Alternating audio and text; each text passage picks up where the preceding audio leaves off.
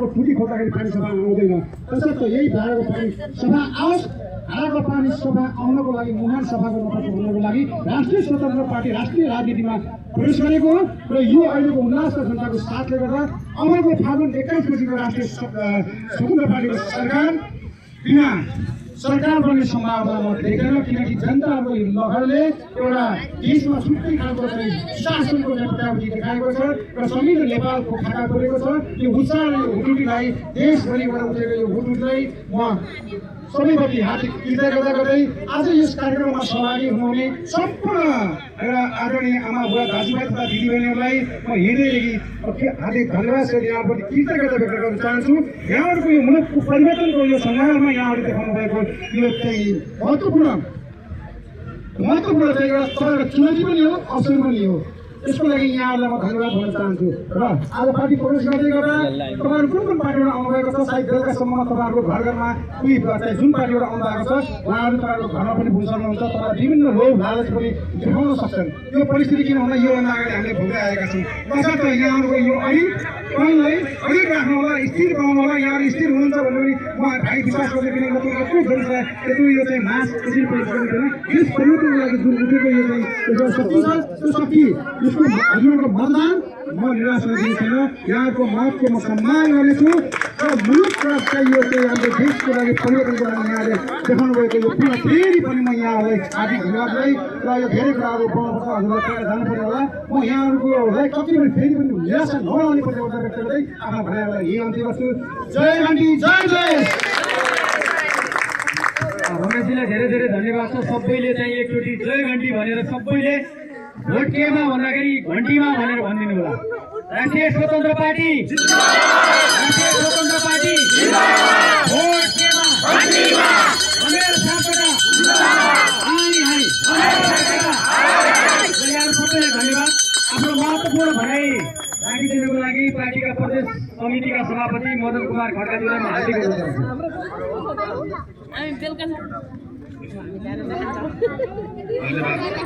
कार्यक्रम सञ्चालक आदरणीय नेता प्रदेश सभामुख्य ज्ञानज्यू हामीले यो कार्यक्रममा सहभागी हुनुभएका विभिन्न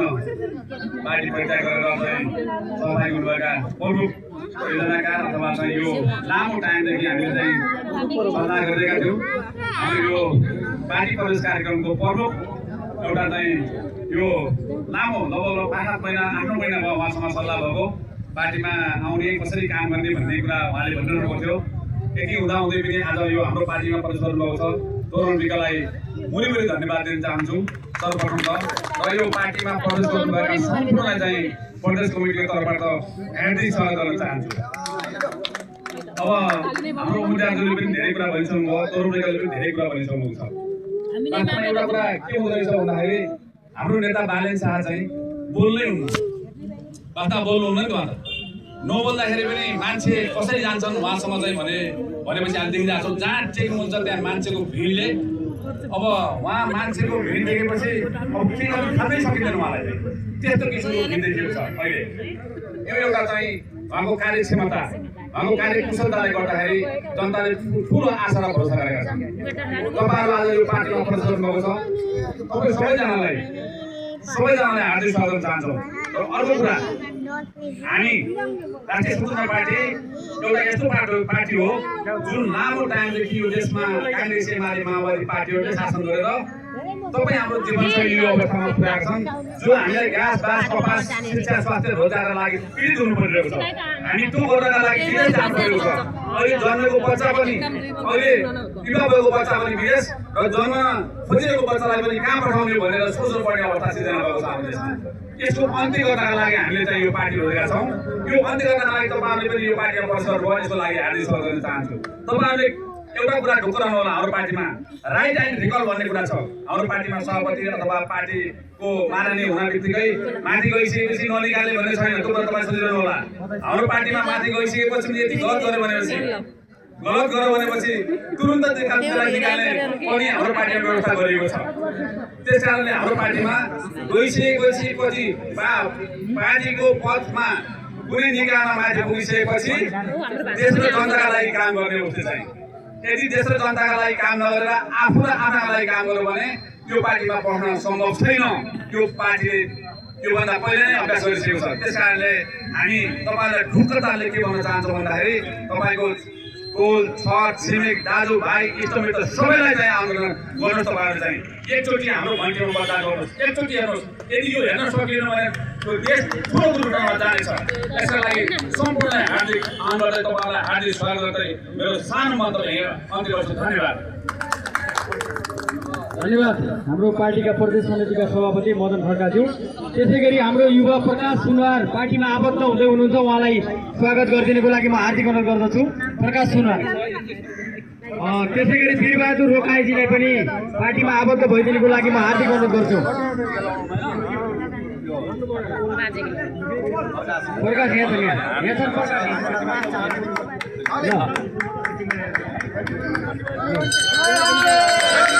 वीरबहादुर रोकाईजीलाई एकदमै स्वागत छ। प्रकाश सुनवार र युवा प्रकाश सुनवारलाई पनि एकदमै हामी स्वागत गर्न चाहन्छौँ र पार्टीमा एकदमै धेरै धेरै स्वागत गर्न चाहन्छौँ। र यो कार्यक्रमलाई यही समापन गरिदिनुको लागि हो र केही प्रवेश गर्ने महानुभावहरू आउँदै हुनुहुन्छ, त्यसले गर्दाखेरि हामी थोरै घन्टी बजाएर स्वागत गरिदिन हामी हार्दिक अनुरोध गर्छौँ।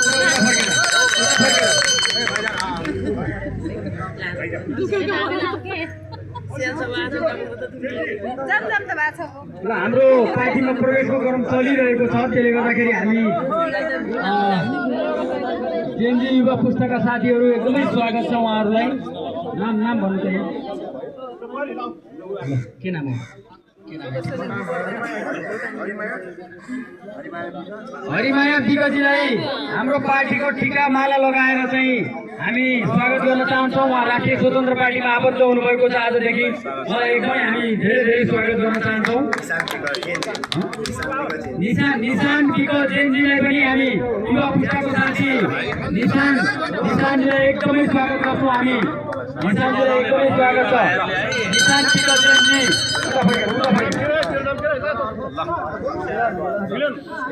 मिलन सुनार जेएनजी युवा पुस्ताको प्रतिनिधिलाई पनि हामी धेरै धेरै स्वागत गर्छौँ। त्यसै गरी कल्पना सुनार जेएनजीलाई पनि स्वागत गरिदिनुको लागि म हार्दिक अनुरोध गर्छु।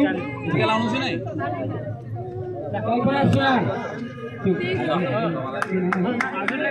ज्योति अधिकारी जेएनजी ज्योति अधिकारीलाई पनि एकदमै स्वागत गर्छौँ हामी। अब युवा पुस्ताले परिवर्तनको घन्टी बजाएनन् भने अब कसले बजाउने छ? ज्योति अधिकारी, कल्पना सुनार, मीना अधिकारीजीलाई पनि एकदमै स्वागत छ, एकदम स्वागत छ। ल मीना अधिकारीजीलाई पनि एकदमै स्वागत छ। जेएनजी युवा पुस्ताका प्रतिनिधिलाई घन्टी बजाइदिनु रेकर्ड भइरहेको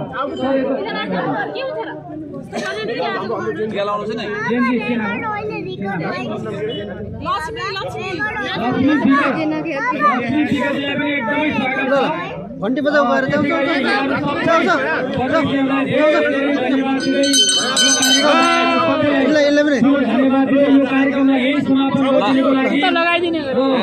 हाम्रो पार्टीका